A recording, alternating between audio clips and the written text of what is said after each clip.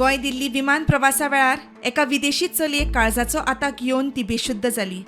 ताका लागून विमानान गोंदळ निर्माण जालो. ह्या वेळार हे चलये कुशीक बशिल्ल्या दोतोर अंजली निंबाळकारान चलयेक तपासली.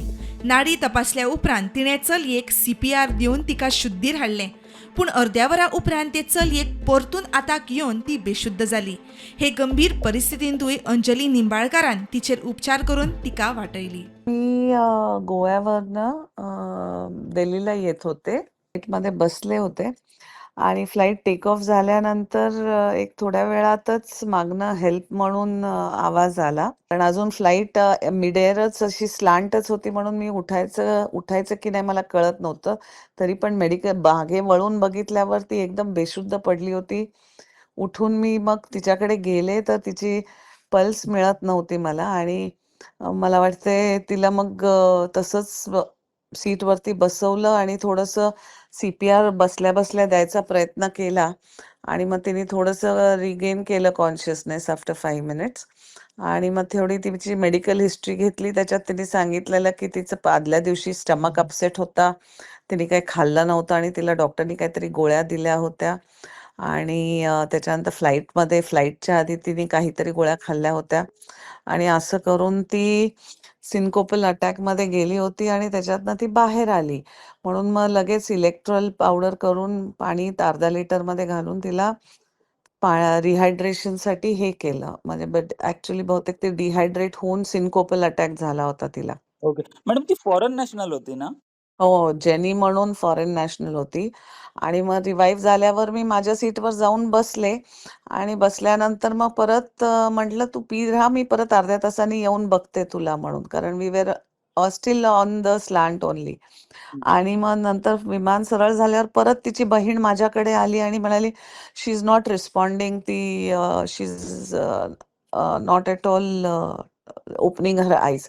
मला वाटलं काय झालं म्हणून परत गेले तर ती पूर्ण पेल पडली होती. सायनोसिस झालं होतं. फिंगर्स सगळे तिचे ब्लू झाले होते. पल्स बिलकुल सुद्धा नव्हती.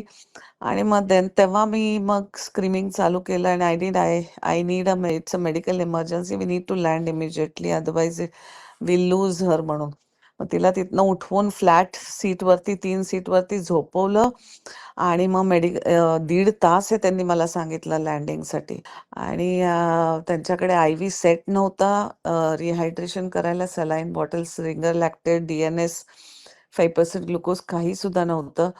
आणि तिथला पल्स नव्हती. BP पण फॉल होत होतं.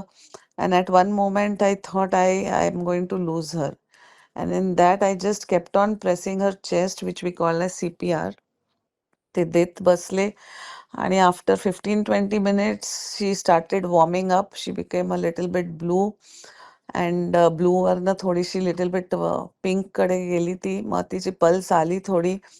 पल्स आल्यानंतर मग तिला परत रिहायड्रेट करण्यासाठी, because I need to push water fluids in her body because it was a syncopal attack because of dehydration. That's what my first diagnosis was.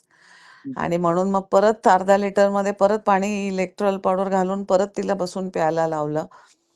And through out the flight almost like 2 hours I was standing besides her so that because she was losing her hope ki I'm dying म्हणून, and she was like please you be with me. So 2 hours I was standing besides her and yes, for my luck and with God grace we could save her life. आणि नंतर तिला आणि admit केली दिल्लीत की काय? नाही, I didn't follow up later on because तिचा नंबर हे ते मी काहीच घेतला नाही गडबडीमध्ये. आणि फ्लाईटमध्ये ते एअर होस्टेसला इमर्जन्सी लँडिंग पाहिजे सांगून ॲम्ब्युलन्स अरेंज करायला सांगितलं. डॉक्टर्स बोलवायला पाहिजे मला आणि हे सगळे पाहिजे म्हणून सांगितल्यावर by the time we landed we got a priority landing also. आणि खाली टर्मॅकवरती ॲम्ब्युलन्स आलं होतं and then we shifted her. प्रुडंटा खातीर स्वप्नील तारी.